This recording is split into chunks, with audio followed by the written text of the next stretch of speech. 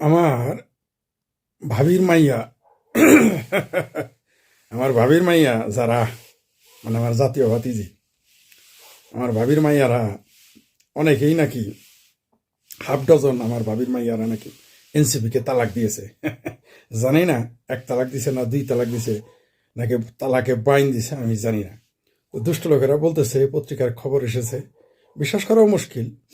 আজকাল কেউ কেউ তো বলতেছে যে প্রথমে যে জেনজি ছিল সেই জেনজির নাম ছিল, কেউ কেউ মনে করতো যে এটা হলো জামাতি জেনারেশন। অমি পিয়াল ভাই এখন লিখেছে যে এটা হচ্ছে জিয়াস জেনারেশন হয়ে গেছে। যাই হোক, তারেক জিয়া আসার পর পরেই খেলা কিন্তু উল্টাপাল্টা হয়ে গেছে। মানে কোথাকার বলতে কোথায় যাচ্ছে। নুরা নুরা এতদিন সাফা মারলো, ক্ষমতার যদি লোভ থাকতো তাহলে তো আওয়ামী লীগেই যেত।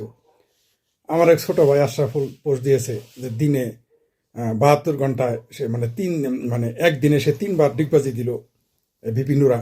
ভালো কথা, দিতেই পারে। আবার রাজশাহীতে নাকি ধানের শীষে বা মানে সে গণরিয়া অধিকার পরিষদ ছেড়ে দিয়েছে, বিএনপির নমিনেশন নিতেছে। মানে ধোলাই অন্ধকার, কোন প্লেয়ার যে কোন দলে খেলতেছে বোঝা বড় মুশকিল। যাই হোক, সেটা আলাদা বিষয়। সবচেয়ে মজার বিষয় হলো আমার জাতীয় ভাবির মেয়াদের একটা অন্যতম হলো যারা সে নাকি আহ, সে নাকি 24 ঘন্টায় 35 লাখ নাকি 37 লাখ টাকা তুলেছিল। এত টাকা, এত জনপ্রিয়তা তার।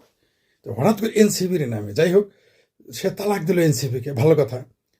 তো তালাক দেওয়ার যে ঘর সংসার যখন করলো এনসিপির সাথে, তো এনসিপির সাথে ঘর সংসার করার সময় যে টাকা তুলছিল সে টাকা কি ফেরত দিবে? নাকি ওই যে মনে আছে আমার এই জাতীয় ভাবির পোলারা, জাতীয় ভাবির মাইয়ারা যে দল করে ওই যে টাকা তুললো 12 কোটি টাকা ফেরির মতো, ওইটা ফানাফিল্লা হয়ে যাবে, ওই টাকা গায়েব হয়ে যাবে, তাই না? ওই যে ত্রাণের টাকার মতো 12 কোটি টাকা গায়েব। তো এই যে নির্বাচনের তহবিল তুলে এই টাকা কি গায়েব? টাকাটা তো সে এখন, যেহেতু সে ঘোষণা করেছে ইন্ডিপেন্ডেন্ট প্রার্থী, তাহলে সে তো এই টাকা খরচ করতে পারবে না। সে তো এনসিপির সাথে ঘর সংসার করা, অর্থাৎ আরেক স্বামীর সংসার করার সময় আমার বাতিজি টাকা উঠাইছিল, তাহলে সেই টাকা তো এখন এইখানে কেমনে খরচ করবে স্বতন্ত্র? মজার বিষয় হলো আমার ভাতিজি বলছে যে আপনি যদি এই টাকার ফেরত নিতে চান, যারা দিয়েছেন আর কি আমার জাতীয় বাবির মাইয়ারে যারা যারা টাকা দিয়েছেন, সেই টাকা তুলতে গেলে আপনাদের ফর্ম পূরণ করতে হবে। ফর্ম পূরণ করে লাইনে দাঁড়িয়ে সেই টাকা তুলতে হবে। তো ও বাতিজি যারা, তুমি যখন টাকা উঠাইছিলা তখন কি সিরিয়াল দিয়ে এইভাবে ফর্ম ফিল আপ করে টাকা উঠাইছিলা? নিশ্চয় ওটাও নাই তাড়াতাড়ি গিয়ে। তাহলে এখন ফর্ম ফিল আপ করতে হবে, যেভাবে নিশ্চয় ওইভাবে ফেরত দাও, তাহলে তো হয়ে যাবে। এরশাদ, প্রেসিডেন্ট এরশাদকে পাট শাহ আলম ভাই নামে পরিচিত, কমরেড শাহ আলম, অনেক আগের কথা, আমরা তখন ছাত্র। পাট শাহ আলম, খালেদা জিয়া, শেখ হাসিনা এদের সাথে মিটিংয়ে বসছিলেন। এরশাদের বারবার বলতেন আপনি পদত্যাগ করেন, পদত্যাগ করেন। এরশাদ বলতো আমি কিভাবে পদত্যাগ করবো, পদত্যাগের তোমার কোনো পথ নাই। যখন সবাই নীরব ছিল, এমনকি শেখ হাসিনা, খালেদা জিয়া, সেই মিটিংয়ে তিনি ছিলেন উপস্থিত। পাট শাহ আলম ভাই এখনো সম্ভবত তিনি জীবিতই আছেন, খুবই সম্ভবত এখনো তিনি জীবিত আছেন, তো অসুস্থ। তিনি কি বলেছিলেন জানেন?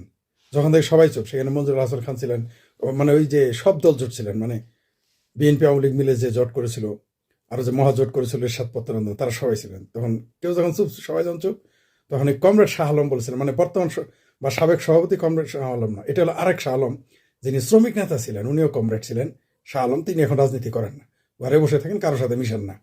তার সাথে আমার দুচারো, তিনি এরশাদকে কি বলেছিলেন জানেন? প্রেসিডেন্ট সাহেব, আপনি গাছে উঠছেন, আপনি নামবেন কেমন? আপনার আমরা জিগাবো, আপনি যেভাবে উঠছেন ওইভাবে নামেন, ভাই বাদ দেন। ঠিক আছে, কেন বলছি এটা জানেন? কেন বললাম বলেন তো? কেন বললাম? আমার এই ভাতিজারা যেভাবে গাছে উঠছে ওইভাবেই এখন নিজেরাই নেমে নেমে যাচ্ছে।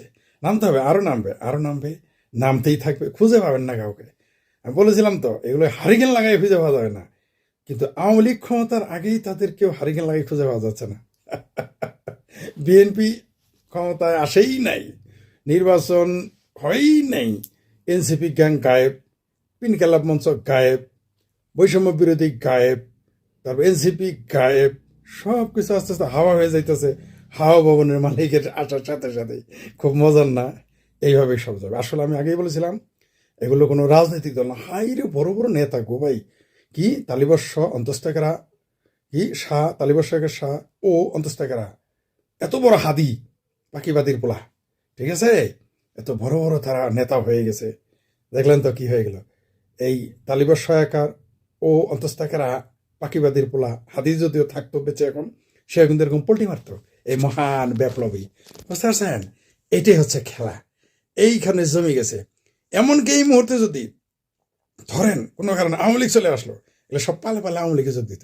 আপনি নিশ্চিত থাকেন, এই যে এখন আমাকে আওয়ামী লীগের দোসর, আওয়ামী লীগের দালাল বলেন না, শেখ হাসিনার দালাল বলেন, তারপরে নরেন্দ্র মোদী দোসর বলেন, ভারতের দালাল বলেন, আমি চান্সই পাইতাম না, আমার আগে এরা দৌড়ে দৌড়ে গিয়ে আওয়ামী লীগে যোগ দিত। এগুলো হলো দুধের মাছি। এরা এরা ওই যে এরা হচ্ছে ওই যে পুতুল নাচ দেখছেন না, পুতুল তো সামনে নাচে, আসলে উপরে কেউ সুতা ধরে থাকে, যাদের যে সুতা ধরে রাখছিল সে শেষ। এখন এরা জামাতি জেনজি, মানে জেনজি মানে জামাতি জেনারেশন নাকি জিয়াস জেনারেশন, সেটা আপনি কিছু দিন পরে বুঝতে পারবেন। অবশ্য এদের মধ্যে ফারাক নাই, ভারত বিরোধিতা, সাম্প্রদায়িকতা, মুক্তিযুদ্ধ বিরোধিতা, এদের সাথে খুব একটা ফারাক নাই। এই যে জিয়াস জেনারেশন বলেন আর আর আর আর জামাতি জেনারেশন বলেন, স্বাধীনতা বিরোধিতায়, ভারত বিরোধিতায়, হিন্দু বিদ্বেষে কই কিছু কম নেই, আবার সমান সমানই আছে। কিন্তু মজার বিষয় হলো এই যে পদত্যাগের হিরিক, এটা কত দূর গিয়ে ঠেকবে আপনারা অপেক্ষা করেন। কিন্তু সবচেয়ে মজার কথা, জামাতের যে স্বপ্ন ছিল সেই স্বপ্ন এখন স্বপ্ন দোষ আর হইল না। বুঝতে পারছেন? আর স্বপ্ন দোষ পরিণত স্বপ্ন দোষ হইতে পারলো না, ওই স্বপ্ন দেখা পর্যন্ত। স্বপ্ন দোষ হলো একটু কিঞ্চিত আরাম বেরাম পাইতো, কিন্তু সেটাও আর তাদের কপালে জুটলো না। কারণ আমি কিন্তু বলছিলাম তারেক রহমান যদি দেশে আসে, এদের কিন্তু বিএনপির মাইরা তক্তা বানাবে, ঘেটি দৈরা, বুঝতে পারছেন, ফুটবলের মতো উষ্টাবে শুরু। দেখতে পারবেন। বিএনপি বুঝতে পারছে যে এদের প্রশ্রয় দিলে কি হতে পারে কি হয় না, এরা বুঝতে পারছে। শুনেন, আগেই বলি, ক্ষমতার ব্যাপারে বাপ বেটা গেছেন না। সুলতান কি ম্যাগনিশিয়ান কি যেন, সুলতান সুলেমান গ্রেট, পৃথিবীতে ম্যাগনিফিশিয়ান কি যেন তার নাম আর কি, বড় বড় উপাধি। ক্ষমতার কারণে বাপেরে মারছে, নিজের দুই পোলারে মেরে ফেলাইছে। ক্ষমতায় বাপ পোলাকে ছাড়ে না, পোলা বাপকে ছাড়ে না, চাষা ভাতিজাকে ছাড়ে না, ভাতিজা চাষাকে ছাড়ে না। আর বিএনপি বুঝি জামাতকে ছাড়বে। আমি জানতাম এটা ঘটবে, আরো কি কি ঘটবে দেখতে পারবেন। খুব মজার। অলরেডি কিন্তু জামাতিরা তাকে, তারেক রহমানকে কিন্তু ভারতের দালাল বলা শুরু করে দিয়েছে। কেউ কেউ তো লেখা শুরু করছে, বলা শুরু করছে যে ভারতের সাথে চুক্তি করে আসছে। খুব মজার না? আরো মজার ঘটবে। অপেক্ষা করতে থাকেন, অনেক খেলা দেখতে থাকবেন। ফাইনাল গেম যে কি হবে সেটা একটু অপেক্ষা করেন, আরেকটু দেখতে থাকেন। সবচাইতে মজার যে গেমটা হবে, ইলেকশনের যেদিন নমিনেশন যাচাই হবে, ফাইনাল সত্যি যদি ইলেকশন হয়। এখন বলুন ভাই, এখনো বলতেছেন সত্যি ইলেকশন? শোনেন, শয়তান যত ভালা কথাই হোক, শয়তানরে বিশ্বাস করা মুশকিল। ইউনুস হলো ইবলিশের চেয়ে বড় শয়তান, আর জামাত হলো ইউনুসের চেয়ে বড় শয়তান। বুঝতে পারছেন তো? ইউনুস হলো ইবলিশের চেয়ে বড় শয়তান, আর জামাত হলো ইউনুসের চেয়ে বড় শয়তান। সুতরাং আপনি এদের কোন সময় যে কোন কেরামতি করবে। সবচেয়ে ধরা খাই গেল জামাত, হাদিরে মাইরা, ভারতের নাম দিয়া, শেখ হাসিনার নাম দিয়া, মির্জা আব্বাসের নাম দিয়ে, বিএনপির নাম দিয়ে ক্যাশ করতে চাইছিল, কিন্তু ধরা খাই গেল। বিএনপি নিজে এটাকে ক্যাশ করলো। তারা যেমন কি গেমটা খেলে দিল দেখছেন।